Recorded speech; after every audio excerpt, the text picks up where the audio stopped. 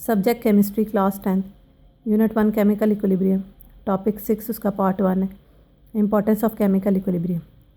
जब किसी भी केमिकल रिएक्शन की Kc की न्यूमेरिकल वैल्यू हमें गिवन होती है तो दो चीज़ें हम उससे फाइंड आउट कर सकते हैं, direction of reaction and extent of reaction.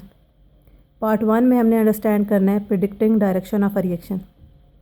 जब हमने किसी भी केमिकल रिएक्शन की डायरेक्शन प्रिडिक्ट करनी है तो उसके लिए हमें दो चीज़ें गिवन है, दो वैल्यूज़ पता होनी चाहिए, एक Kc वैल्यू और एक Qc value.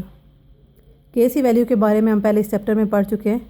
Kc representing equilibrium constant which is equal to product concentration divided by reactant concentration. और ये Kc वैल्यू उस पॉइंट पे है जिस स्टेज को हम कहते हैं equilibrium stage. That mean at that stage rate of forward reaction becomes equal to rate of reverse reaction। Qc value क्या है? Kc तो इक्विलिब्रियम कांस्टेंट, Qc क्या चीज़ है? Reaction quotient. ये किस चीज़ को रिप्रेजेंट कर रहा है? रिएक्शन कोशेंट को। अब ये क्या चीज़ है?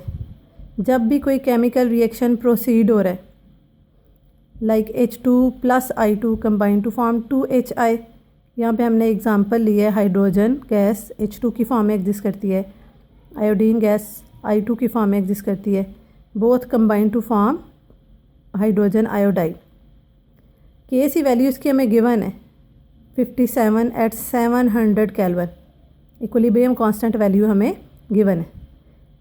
इसका रिएक्शन कोशेंट क्या है? बेसिकली जब आपके पास कंसंट्रेशन गिवन हो एट टाइम t मीन कि आपका reaction may be equilibrium stage पे हो, may be that is not at equilibrium stage, ये हमें नहीं पता।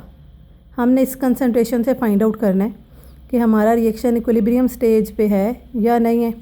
और जब फाइंड आउट कर लेना है तो उसके बाद प्रेडिक्ट करना है कि अब इक्विलिब्रियम पे जाने के लिए हम आपका रिएक्शन फॉरवर्ड डायरेक्शन में प्रोसीड होगा या रिवर्स डायरेक्शन में प्रोसीड होगा।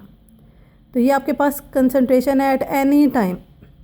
लाइक हाइड्रोजन की कंसंट्रेशन है 0.1 मोल पर डेसीमीटर क्यूब, आयोडीन की कंसंट्रेशन है 0.20 मोल पर डेसीमीटर क्यूब और हाइड्रोजन आयोडाइड की कंसंट्रेशन है 0.40 मोल पर डेसीमीटर क्यूब। रिएक्शन कोशेंट हम फाइंड उसी तरह से करेंगे जैसे हम Kc वैल्यू फाइंड आउट करते हैं, which is equal to product concentration divided by reactant concentration.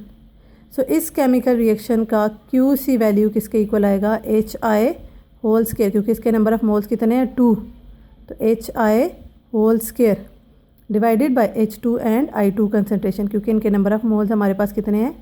1 mole and 1 मोल।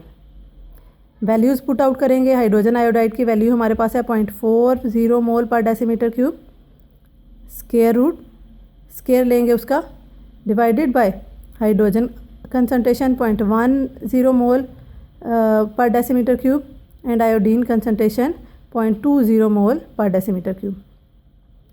इसका स्केयर लेंगे, इन दोनों वैल्यूज़ को मल्टीप्लाई करेंगे और फिर इस स्केयर को इस वैल्यू से डिवाइड करेंगे तो आंसर हमारे पास आ जाता है 8। ये 8 क्या चीज़ है? Qc value, reaction quotient value. अब अगर हम इसे कंपेयर करें Qc वैल्यू को Kc वैल्यू से जो हमें गिवन थी तो ये उससे डिफरेंट है।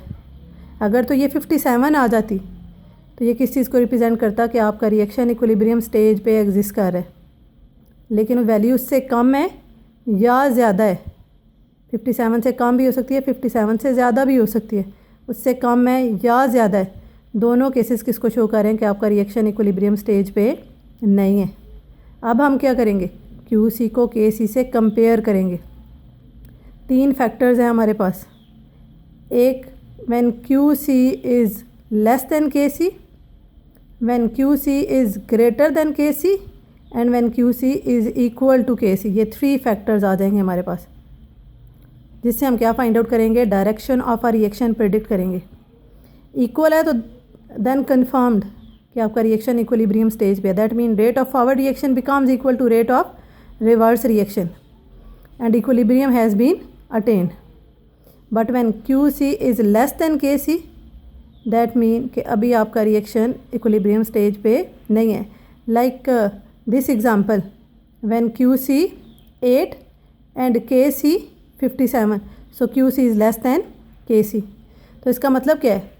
इक्विलिब्रियम स्टेज पर जाने के लिए अब इसे क्या करना पड़ेगा, reaction goes from left to right, left to right mean forward direction में प्रोसीड करेगा, that mean reactant converted to products to attain equilibrium, that mean reaction goes to forward direction. But when QC is greater than KC, यहाँ पे तो value कम आई है, value इससे ज़्यादा भी तो हो सकती है, तो अगर value QC value KC value से ज़्यादा आती है तो ये इस ऊपर वाली वैल्यू के रिवर्स हो जाएगा। इसमें ऊपर वाली वैल्यू में when QC is less than KC reaction goes from left to right, but when QC is greater than KC then reaction goes from right to left. QC less than KC तो reaction goes to forward direction to attain equilibrium.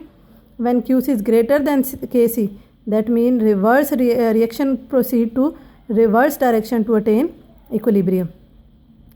And when QC is equal to KC, that mean कि अगर QC भी 57 आ जाता है और KC भी आपके पास 57 है तो ये किस चीज़ को रिप्रेजेंट कर रहा है कि रिएक्शन आपका इक्विलिब्रियम स्टेट अटेन कर चुका है, that mean rate of our reaction becomes equal to rate of reverse reaction. यहाँ पे इस एग्जांपल में यही है कि KC 57 है, QC 8 है, which shows reaction is not at equilibrium and it require more concentration of product, that mean product concentration अभी इक्विलिब्रियम स्टेट वाली अटेन नहीं हुई, अभी रिएक्टेंट की कंसनट्रेशन ग्रेटर है। अगर रिएक्टेंट की कंसनट्रेशन ग्रेटर है तो इक्विलिब्रियम स्टेट अटेन करने के लिए उसकी कंसनट्रेशन मूव करके किस में जाएगी, प्रोडक्ट कंसनट्रेशन में कन्वर्ट हो जाएगी, that mean reaction move in forward direction.